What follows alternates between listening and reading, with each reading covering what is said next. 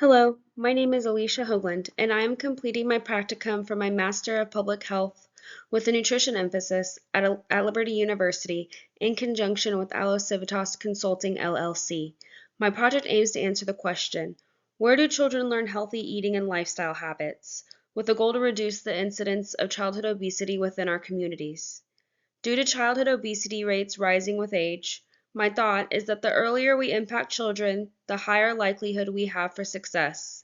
In early childhood, I find that those working in childhood centers can have the greatest impact in teaching children to create healthy lifestyle habits that will build a solid health foundation for life. Simply eating healthy, nutritious foods is not enough to build this foundation. Join me in helping to make the gray science of nutrition more black and white. Did you know that children in full-time childcare eat half to two-thirds of their dietary intake while in this care? Today I will discuss intuitive eating as a part of early childhood. This will include what intuitive eating is, what it is not, why children no longer eat intuitively, and tips for fostering healthy eating. Intuitive eating is a relatively newly named concept, but not so new in practice. Think about how a newborn cries when they're hungry. Eat until they are full, and stop when they're satisfied. This is the simplest context of intuitive eating, a pattern of eating that most children are typically born with. Eating or dietary intake is driven by internal and external cues. The focus of intuitive eating is on internal cues, the awareness of hunger and awareness of being full and having eaten enough. Additionally, emotional cues are considered internal too. Think about when a child behaves when hungry, or should I say hangry. They may act out and show strong negative emotions such as anger or sadness. This is also a cue that can be utilized in intuitive eating for them to better understand what happens to their bodies when they get a little hungry or too hungry. Intuitive eating aims to downplay external cues, as this may cause a child to overeat or undereat rather than listening to their own bodies. Rules about eating are also considered external cues. I'm sure most of us have heard of or experienced the clean your plate rule that forces children to finish portions of food on their plate that they did not get to choose in the first place. This example would have a child focusing on pleasing their caregiver versus paying attention to what their body is telling them. Other external cues include food availability or unavailability in some cases, distractions within their environment, social context, or the social cues required around them while eating. The palatability or the likability of the food based on senses such as taste, smell, and texture. And lastly, the portion sizes, as I mentioned in my example previously. If we guide the child to focus too much on the external cues, it becomes very difficult for them to focus on their own internal cues. Intuitive eating has many benefits. Most notably, it lowers the risk of obesity and eating disorder symptoms, in addition to proper emotional functioning. Now let's dive a little deeper into this intuitive eating idea. The concept of intuitive eating involves not only eating for emotional cues, but to satisfy physical cues within the body. I just spoke about a child being hangry. While we would most definitely want a child in this state to eat something, we must also understand that they have gone too long between eating times to get there. Part of intuitive eating is not to enable or teach children to eat when they are feeling intense emotions. This pattern can lead to emotional eating, which is considered a binge eating behavior and something that we try to avoid. Eating before they get to the point of being over emotional is the goal. We want children to acknowledge and understand when they are receiving hunger cues and to eat when they receive these. Additionally, we would like for children to understand when they are full and to stop eating once they receive this cue of being full. These concepts feed into the term body-food choice congruence. This is a large term that really, in a broader context, has the nickname of gentle nutrition. It's much like gentle parenting or teaching even. The goal with this concept is to honor the child's desires in a way that brings them structure as well. Gentle nutrition aims to honor the body by choosing foods that both satisfy it and include allowing for taste preferences. There's a fine line here, as I'm sure most of us know that if we were to always allow a child to choose every single food they eat or that gets put on their plate, it would cause a large amount of foods that are not very nutritious to be eaten. However, I would like to share an example of allowing this choice. I do want to be clear that this would be for a child aged 3 years or older, as younger children would need more choices made for them. In this example, I'm going to use a favorite food of many, chocolate. If you are familiar with the practice of a natural consequence, this example is going to align with that. Our child in this example wants chocolate for their snack and lots of it. In the practice of gentle nutrition, we would allow this. We will allow the child to choose how much chocolate they want. Something that can be done is to also place small amounts of more nutritious foods with it. For this example, we're going to assume that this child is stubborn and chooses to only eat the large amount of chocolate. About half an hour after eating this chocolate, this child's stomach is likely not going to feel great. We want to discuss this with them in a way that asks questions to guide them to how we got to these tummy troubles. Some example of these questions would be, do you remember what you ate last? How much did you eat? Do you think you ate too much or too little? Next time, do you think you should have that much chocolate? Do you think that may have caused your tummy to hurt? Do you think that maybe next time you may want to eat a little less chocolate and eat something else too? Now, as a mom who has a young child in full-time childcare, I do understand that you would not have a happy parent if you allowed their child just eat as much chocolate as they wanted for a snack. This is just an example, but I do want to break down the highlights in the example. Ensuring a child has at least one food they love on their plate, a couple of foods they may not like so much, and speaking about what they chose to eat in addition to what happened with their bodies after that choice was made would follow the gentle nutrition practice. With a younger child, I would recommend focusing on exposing them to foods they may or may not like more. You can talk to them about these foods in a similar way, but you're not really going to be able to have any question answered. And you should focus on what's most developmentally appropriate for them at whatever age and developmental stage they're currently at. To conclude, intuitive eating does not require permission to eat. Now, this does not mean that we allow children to eat whenever they want, so much as it focuses on food not needing to be earned, not requiring an explanation for what is or is not being eaten, and really trying to not use food as a reward, as this does not build a positive relationship with food if done too frequently. By all means, let them have the cupcakes for their friend's birthday. This does not discourage a treat because we all deserve one.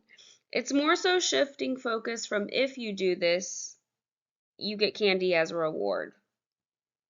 We should try to find a different reward to avoid negative relationships with food and it needing to be earned. Now we will speak about what intuitive eating is not. It is not a diet, and I will just say that I cannot stand that word. You are always on a diet, and you always have a diet. A diet is not only by Jenny Craig or South Beach or Atkins and so on and so forth. The reason we want to discourage diet is because of the idea of failure if the diet is not followed exactly. Eating is a required process for living. It is a basic need. Repeated failures in dieting will lead to poor mental health, including low self-esteem and depression. This also causes what I will call a circle of failure. We decide to eat a certain diet and may succeed for a while, but ultimately, when we go back to eating non-nutritious foods or super large portion sizes, it will not result in long-term weight loss, which will then ultimately lead to the poor mental health outcomes. And this is why I've dubbed it the circle of failure. It also requires restraint, which is the exact opposite of listening to hunger cues. Intuitive eating does not require diet or restraint, nor does it promote it. Now, I am not saying that we should be advertising diets to young children. We absolutely should not be. What should be taken from this is that children should not know what a diet is and should not be taught to restrain themselves per se. Children should be allowed to explore the concept of eating and be guided, much like the chocolate eating 3-year-old example just discussed. We want to avoid teaching good versus bad foods and focus more on how a particular food made them feel after eating too much or maybe even too little of it. This kind of thinking will lead to more positive associations with food as well, which is always a big goal we should have when teaching healthy eating practices to children of any age. Something that I do is if I am serving my son a dessert, I will serve it with his food most of the time. This makes it seem like less of a reward or quote unquote bad food and more like it is just part of the meal. Very rarely does he only eat the dessert, but every child is different. If a child were to only eat the dessert, I would wait to throw their plate away for 10-15 minutes because they're likely going to be hungry very soon, and then this can be reoffered to them, assuming it has not been too long since it has first been served. So if children are typically born knowing how to intuitively eat, why do they stop? There are several reasons why, as you can see here. I'm going to go back to the clean your plate rule example we first discussed. It is not uncommon for parents to have this rule due to being unable to afford a lot of food. I understand this completely and I do not shame it. This can also be why portion sizes are too large or too small. When you cannot afford food, you cannot afford food to go to waste. This is a disadvantage to intuitive eating, but what is worse would be if a child was not eating at all. And I like to make sure that I mention that, as I am not a proponent of shaming parents or children or really anyone for what they eat, but it is important to understand that food can be saved for later in a lot of cases. So instead of focusing on them cleaning their plate, it may be helpful to focus on actually giving them less. The less you give, the less you waste, and then they can always have more. This would be more in line with intuitive eating because they would still be allowed to follow their own hunger cues while not wasting food. Food preferences can also be why a child stops eating intuitively. They may only want like 3 foods, and I think all kids go through some form of a phase with this as part of a normal development. Some foods are more filling than others. If we think about eating a dessert versus eating a vegetable, the vegetable will be more filling in the long run. But if they're only wanting a calorie-dense food like a dessert, then they're going to eat more of that food, which can have negative effects on their hunger cues. Psychological factors would include what is motivating the child to eat. If they are being motivated by choices versus shame, the choices would allow for more of the intuitive eating concept. If they're eating to avoid shame, they're not focusing on their hunger cues and are likely more focused on pleasing a caregiver, which is not the goal with intuitive eating. Teaching children to cope appropriately with their emotions is a big factor in their overall development in addition to intuitive eating. They must be taught how to cope with their emotions apart from when they eat to avoid some of these psychological factors that cause them to eventually stop eating intuitively. Allowing them to remain positive about what their body looks like would also be an example of this. A big part of not allowing social cues to stop the ability of a child to eat intuitively is allowing them to say no. This is a part of mindfulness and coping with emotions as well. An example of a social cue would be them matching the eating of the other children around them as far as how quickly or what they're eating. Whether this be eating at the same pace as them or eating something because another child is eating it, this will over time stop their ability to focus on their own body and what cues it is giving them regarding eating.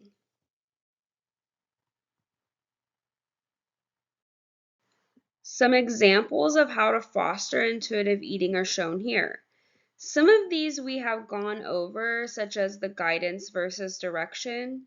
Rather than telling a child to clean their plate or stopping them from eating a ton of chocolate, we are focusing on guiding them to what their body is saying versus directing them on what to eat or not to eat. One big concept that I think is great in childcare centers is the idea of family-style eating. If their caregiver is eating alongside them, this models several things. This includes manners at the table and eating certain foods. Children tend to mimic their surroundings, as I'm sure you are aware. So if they are not sure about trying a carrot, for example, them watching their caregiver eating and enjoying a carrot may help motivate them to try it at the least. It shows them that it is safe to do so in a way. Another benefit to family style eating is that they can get seconds if they want, which is them listening to their body and what it needs at that time. Phrasing we somewhat touched on, not labeling foods as good or bad, for example. The more you push them to try something, the less appealing it becomes to them. So really just allowing them to make their own choices in this regard can help to guide them to eating intuitively. Above everything here, I think making eating fun and not making it a chore or demand or anything negative is what can really help with young children. They want to play, they need to play. So find ways to make eating fun versus them feeling like it's a time for them to be expected to clean their plate or things along those lines. Thank you for watching. I hope you learned something and can take this information along on your own journey to teaching children healthy habits. If you have any questions to further your understanding on this topic, feel free to send those in the comments below. Would love to hear from you.